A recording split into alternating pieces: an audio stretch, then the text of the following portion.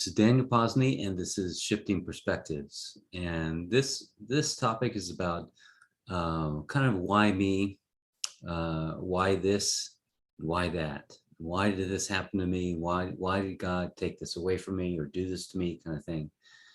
And this one might be a little difficult for some people. That if you haven't explored your own mind and the reality of your mind, that it might be a little challenging, but I invite you to stick with it. It's only going to be about 10 to 15 minutes, and you can get through it. But it might be challenging, but that's kind of where the work is this the pity and the victim consciousness is what that's called.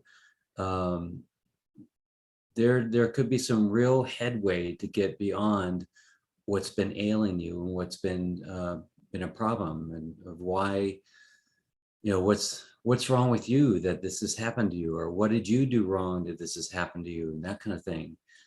I have to admit, I mean, I think about the same thing with myself sometimes. I think, why is it that, I really have strived to be a better person than I was, and working on myself and taking care of myself.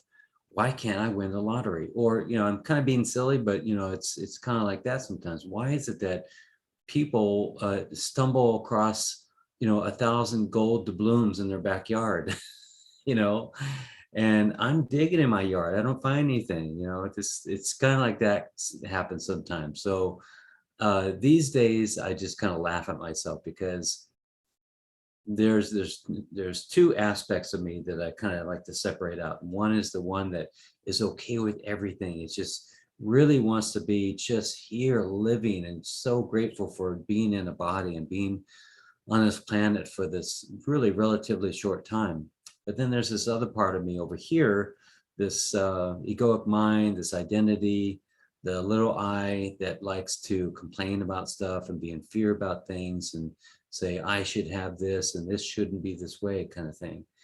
And when you've ever met someone that's really in the egoic, not ego, we all have the ego, but in the egoic identity of the self, when they're completely in that, there's like no getting through to them. It's really hard to kind of break through and talk to the real person behind them. But this might get somewhere in that. So as usual, I like to speak to this on like a highly spiritual, highly reality way, but also in a practical way. So I don't want to blow people out of the water with some kind of high understanding of something. So I'm going to cover both of it and kind of let you take a taste of whatever you need. So let's start from the bottom. Let's start from the very practical. Why is this happening to me? And I'll say this with as much love and tact as I can on the practical end. If something is happening to you physically, have you put yourself in that situation? Have you made decisions that weren't good for you? Do you normally make decisions that put yourself at risk or your health at risk?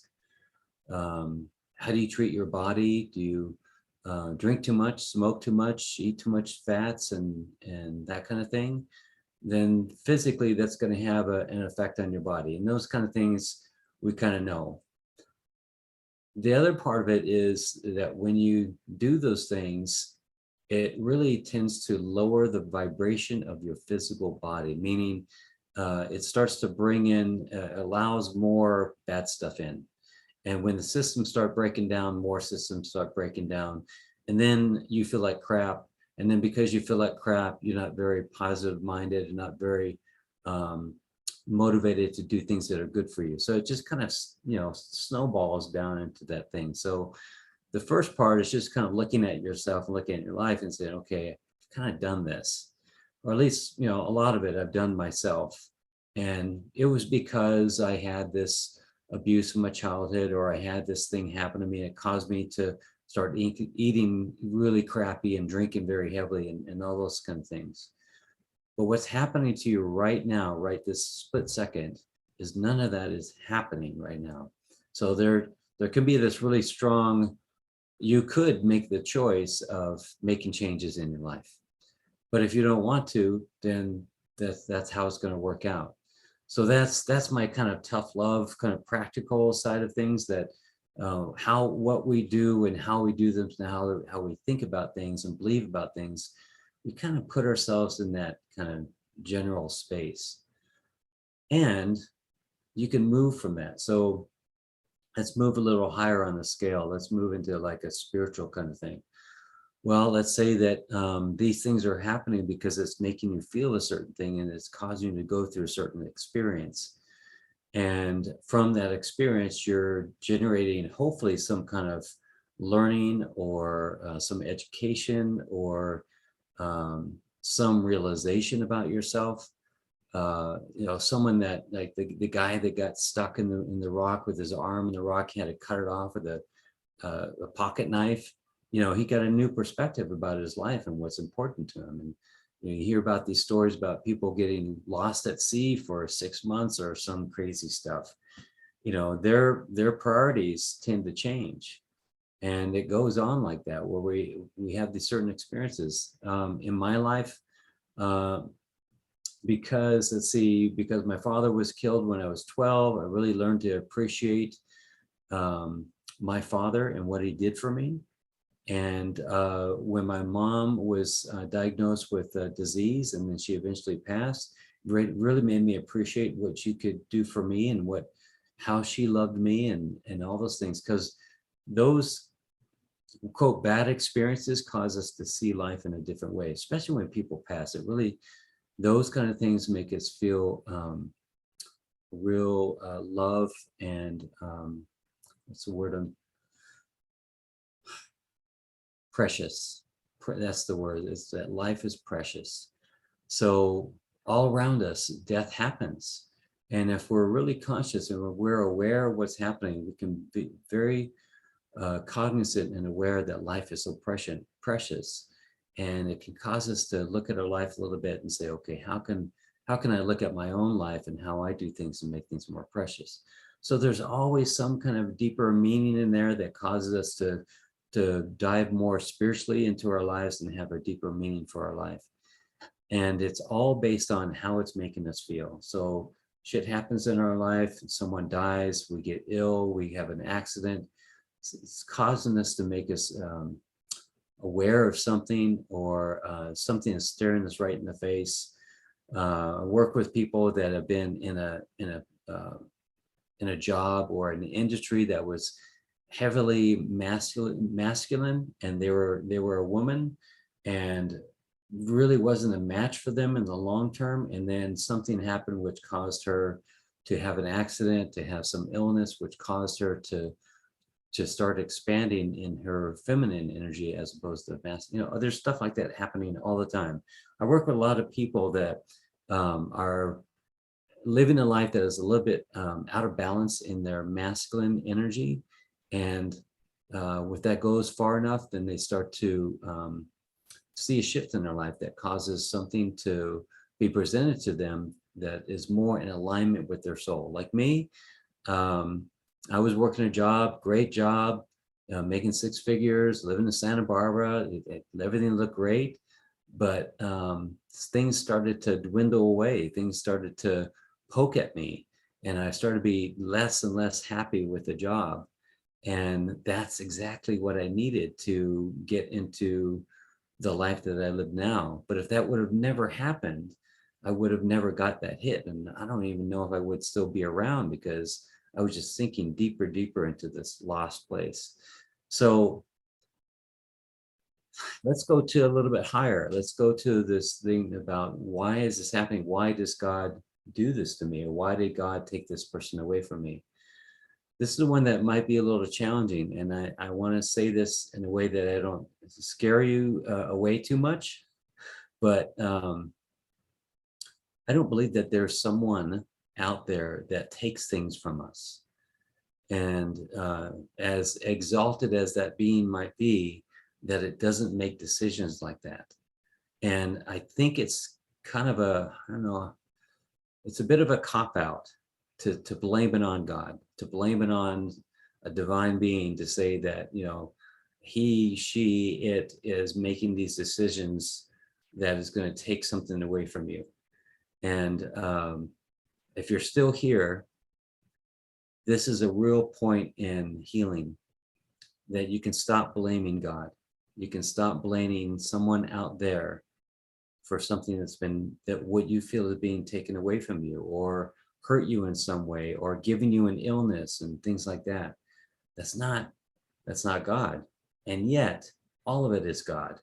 So I invite you to expand your idea of God, that it's not just a being that is sitting here judging and taking away and giving, depending on the kind of person that you are. It's really not what's happening. And in my understanding, what's happening is energy. What's happening is that there's a flow of energy that exists everywhere as everything, and it's what we call God. And God is in everything, and God fills in empty spaces. God expands out into, there's more of that. It's just an expansion and a movement of energy.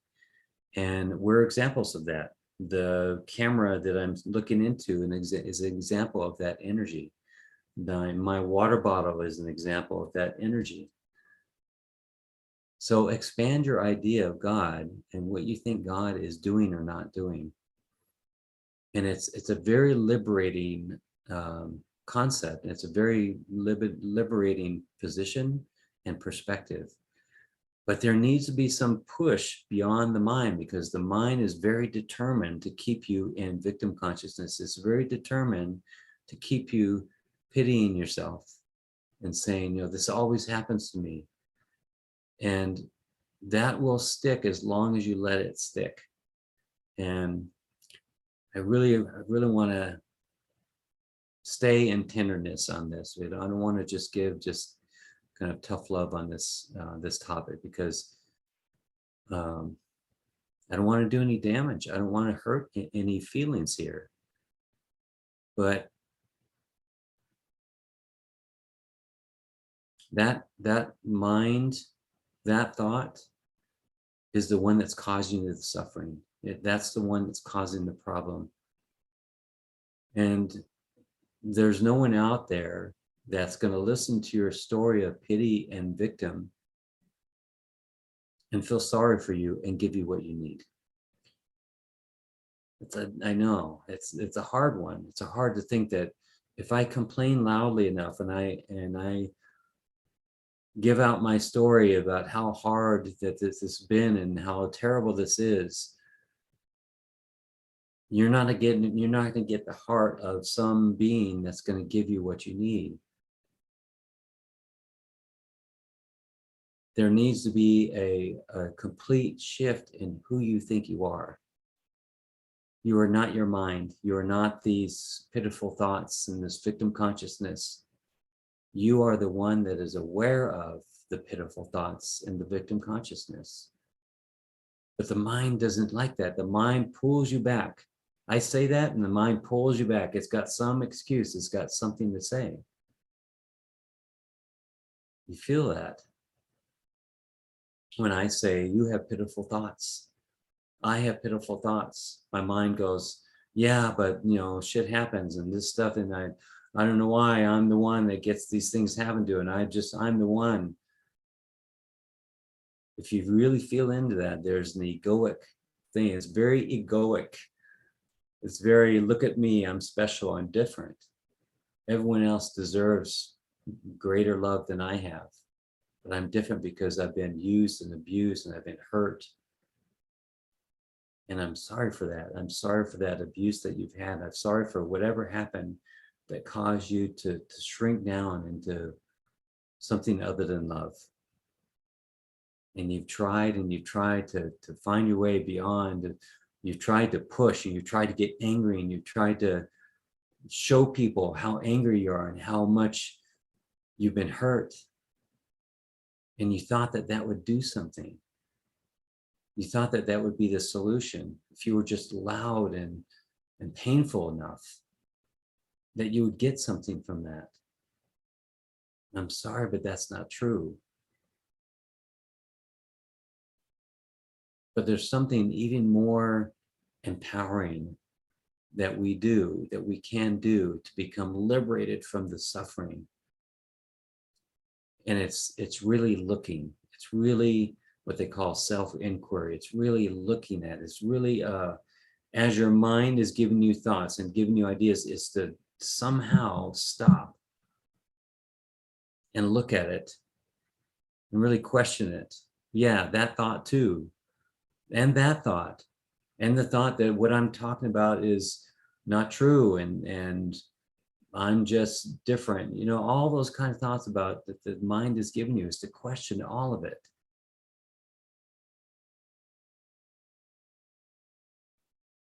And eventually you get to the why. Is there is no why. Stuff happens. Stuff happens, and then we give it meaning. Good things happen for no reason. More often, those good things happen when we're in alignment with our soul and not so much our mind. When we're in alignment with our heart and not so much our thoughts. That's when more good stuff seems to happen. I would say they do happen.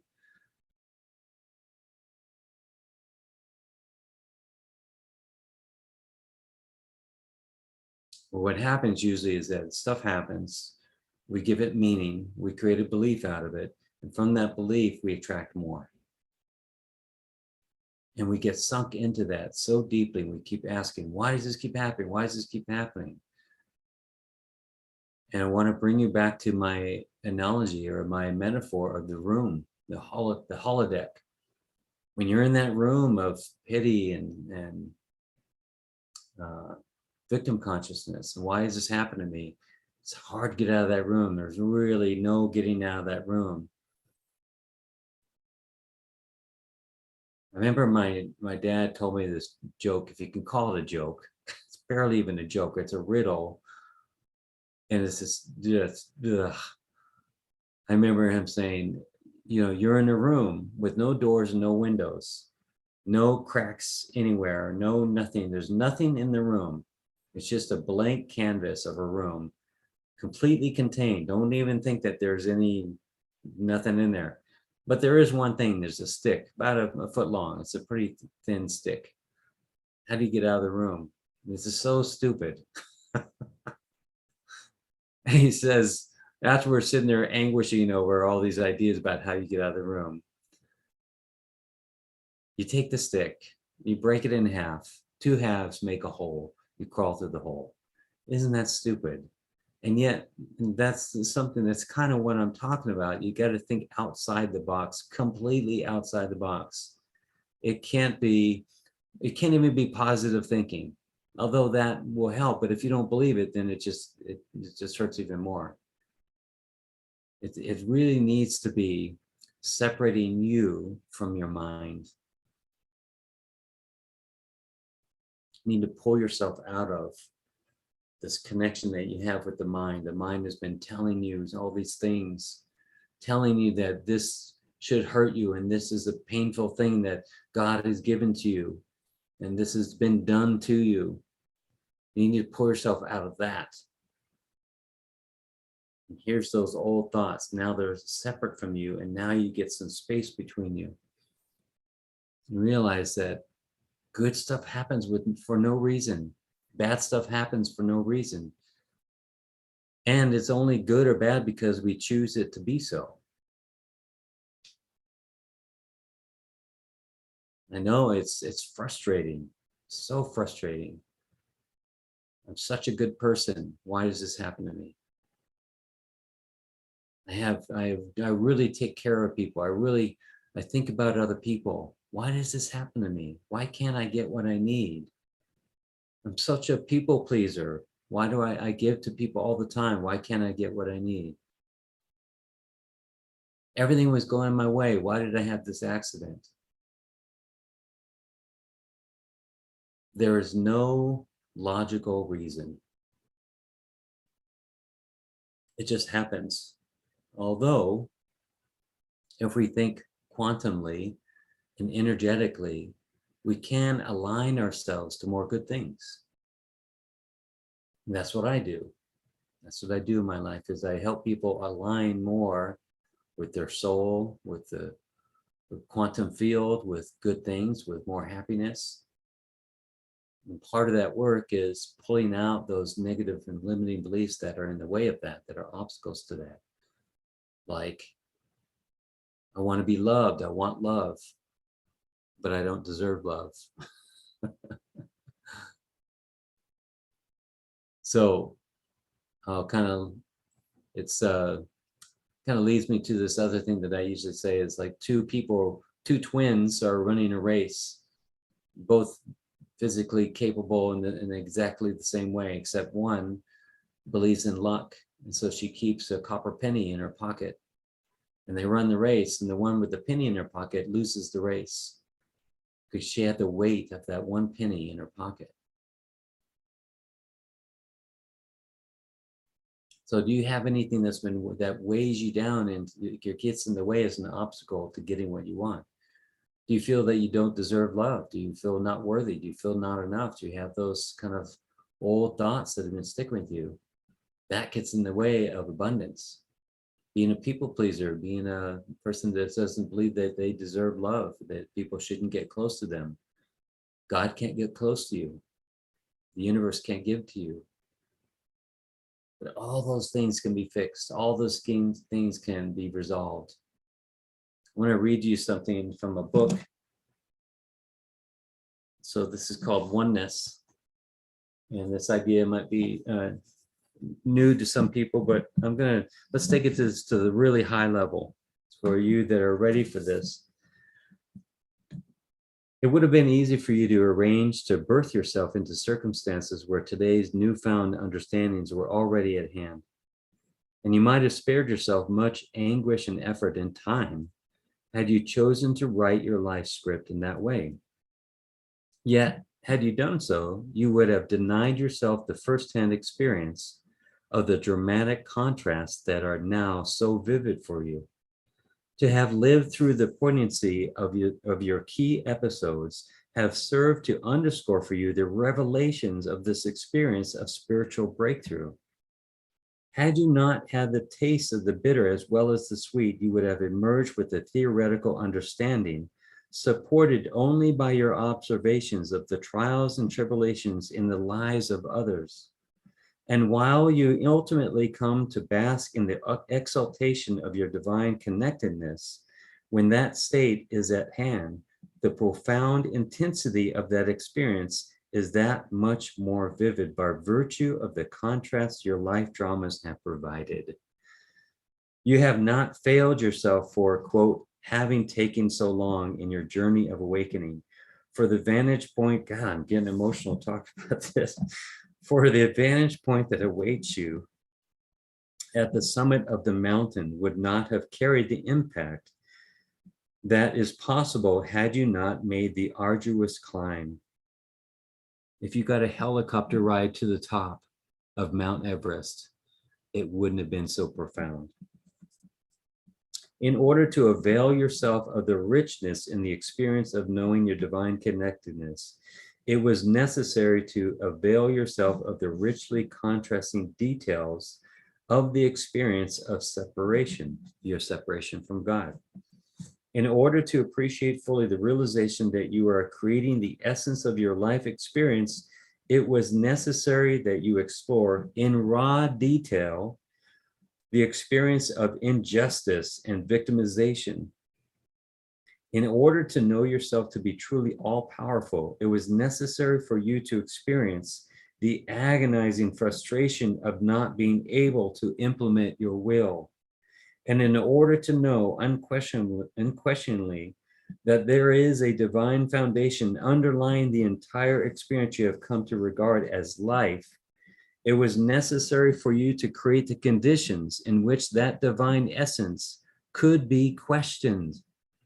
It was necessary to experience the adversity that underlies a state of separation in order to realize fully the magnitude of the divinity that radiates from within you. The so-called dark side of your nature was given liberty to express, through you in order that you might be able to recognize the vibration inherent in those patterns of response. For it becomes abundantly clear that those states of being do not feel good. The horrors of the depths at which some of you explore the world of physical reality are a graphic illustration of the levels of vibration from which you have chosen to ascend. That's why I went into the muck. That's why I went into so much darkness. I kind of got used to it. I kind of got proud of being able to be in the darkness, be in the muck. And from being in the muck, now I can really see the light. You now have an experiential reference point at hand with which to contrast the physical, emotional, and experiential sensations that are part of the ascension process. And you have a basis for the profound sense of humility and gratitude that naturally result from a life's journey that encompasses the extremes of human experience. As you look back over the amazing itinerary you have programmed for this lifetime, you can look back with wonderment at the awesome richness of so much of it, and you will have formed the basis for your understanding the adversity being depicted by much of your world.